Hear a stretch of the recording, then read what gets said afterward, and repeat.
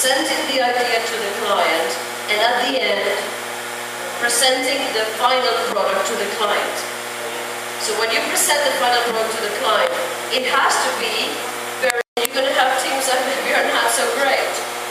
So you have to be very clear about what is your responsibility, and in terms of you that want to create things,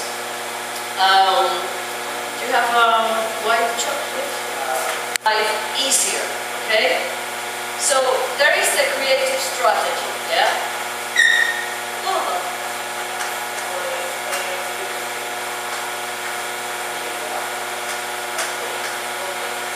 Because you're going to be asked assignments, and I'm sure that Jerry says to you, well, if you're going to do a piece of animation, or you're going to do a website, or you're going to do any sort of things.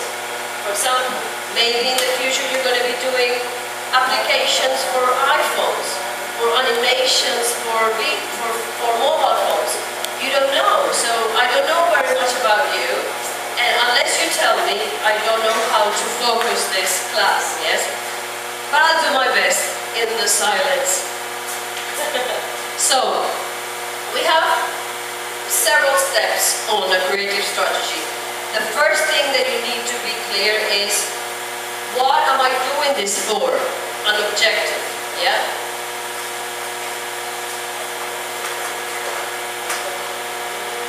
What is this going to be? You know, if it's an advertising campaign or this animation, what is the message really? What is the objective? What I want them to do really, okay? So, for example, in my case, I want to create multimedia, I want to create some form of games that enhances communication and intimacy in relationships, in love, okay? That's my purpose. Because I realize that people have an ideas about love, that the television, commercials, and the media have portrayed that you have a lot of expectations and then you get a lot of frustration. So how can we demystify this and allow men and women to communicate better? Because you're always going to find difficulties. The perfect relationship does not exist until you make it happen. And that is working through. Love is a construct. Love is not something that just happens and stays like that forever. Of course, my grandson, he's 3.5 years old, and he kind of falls in love like he's a little boy like me. He's just like his grandmother. And he falls in love. He falls in love with the daughter of a friend of mine. She's 22, and she has long hair, and she's very pretty. And as soon as you see Nicholas, is his name, touching the hair of a lady, you know that he's completely in love. He's completely melted, yeah?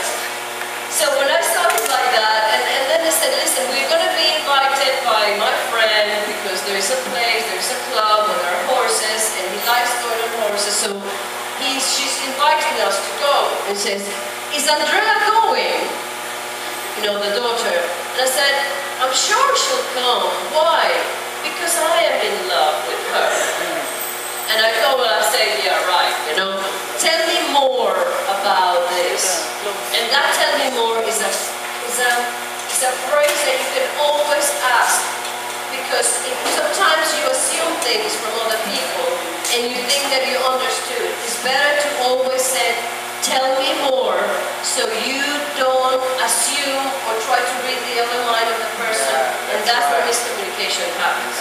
And then he says, because, what does it mean to you to be in love? What's that really? And he said, to have hearts in your eyes. So that is really, so he knew what he was talking about, and it really gave me something to think. And actually, I used that title for an article that I wrote in a magazine, Hearts in Your Eyes. Yeah? And a radio program, I said, we're going to talk about having hearts in your eyes. Because that's also trying to see the beauty in other things, trying to see the beauty in other people, and how you can keep those hearts in your eyes all the time.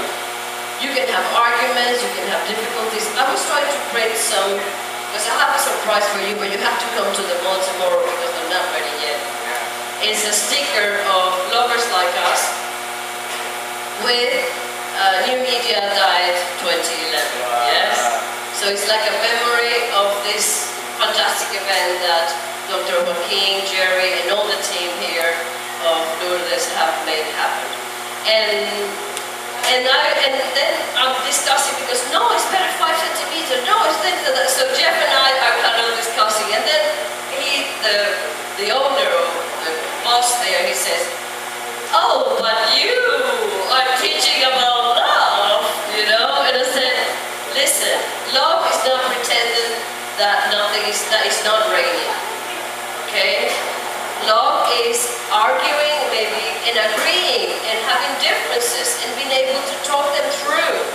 Because we think different. We cannot pretend to be a puppet that we don't have nothing to say. So that's why I created the games.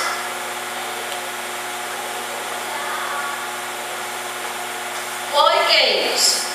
I have done video about love, I have written about love, so how can I use all these things and do some kind of multimedia expression where I can use games, and thank God to multimedia, I didn't have to explain anymore whether I was a writer or a painter or a video artist. And that's when I went to London in 1996 to do a master's in interactive multimedia.